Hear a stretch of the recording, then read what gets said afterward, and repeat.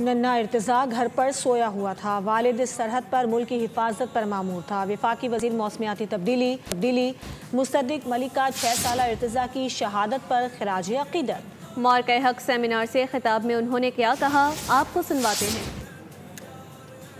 یہیں اسلام آباد کی ایک خاموش سی گلی میں ایک گھر میں گئے، میں عطا تارڑ صاحب بھی تھے، ایک دو اور وزیر تھے، کچھ اور دوست اور ساتھی تھے۔ تو وہاں بہت سے لوگ آئے ہوئے تھے ایک چھوٹے سے کمرے میں، اور ایک چھوٹے بچے کی تصویر آویزاں تھی۔ ایک بچہ، اس کا بھائی، اس کا والد۔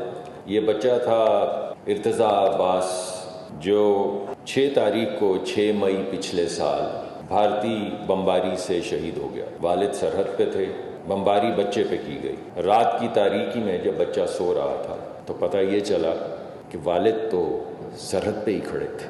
مجھے اس دن احساس ہوا کہ that father had buried nothing۔ یہ وہ آزادی تھی ارتضیٰ کی، آپ کے بچوں کی، میرے بچوں کی آزادی تھی، جس کے لیے وہ سرحد پہ کھڑے رہے۔